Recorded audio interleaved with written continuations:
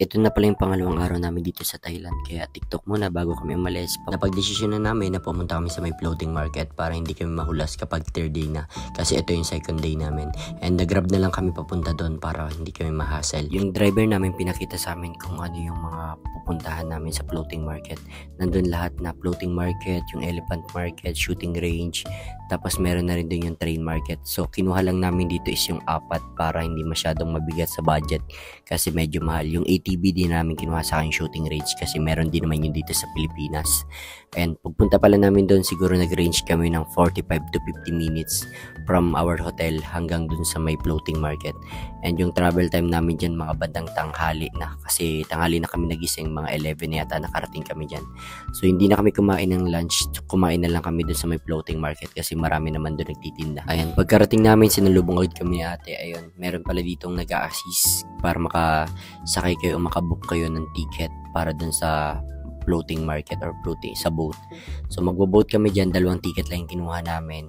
Bali yung temple saka yung floating market, tapos yung isang set na elephant riding saka yung doon sa long neck. Lang din yung gusto kong puntahan dito kasi nakikita ko talaga sa vlog or sa mga TikTok yung long neck village na yun saka yung elephant riding. Kaya ayun na lang yung pinili namin para hindi kami masyadong magastusan dito kasi medyo mahal din.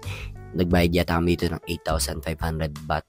Yun yung binayad namin dito dun sa apat na yun. So may 2 temple naman yun, kaya abangan nyo sa next video. Pagkasakay nga namin ng bangka, ayan, pinaghiwalay kami para daw balance yung bangka kasi baka tumaob talaga kasi maraming salubungan na bangka dito. Ayan, so paalis na kami nito. May nagpicture pala dyan, photographer, kaya pag ahon ninyo dyan, pagbalik ninyo meron kayo makukuha picture. Ayan, ayun, na-start na ang biyahe namin.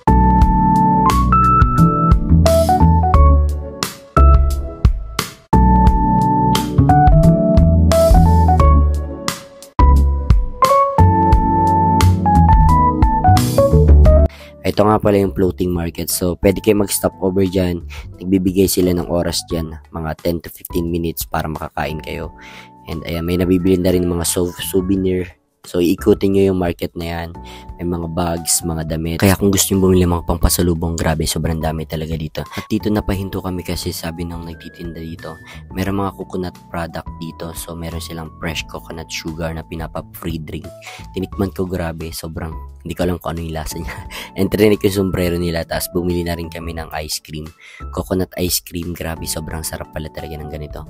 Meron siyang toppings na mango. Sobrang sarap niya, guys. Kaya gusto nyo matry, punta kayo dito kapag punta kayo ng Thailand.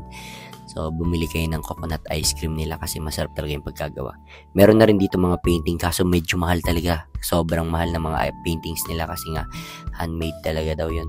So, meron din mga damit, may drink. So, kapag nauuhaw kayo, kapag namimili kayo sa floating market, ayan, dumaan lang kayo dyan. And ayun, habang naglalakbay, madali na kami matapos sa floating market. Kaya bumili na kami ng mangga kasi yan talaga yung gusto namin. And bumili din kami ng parang longganisa. And ayun, abangan niyo yung next video ko para dun sa 2 temple na pupuntahan namin. Yun lang, bye-bye!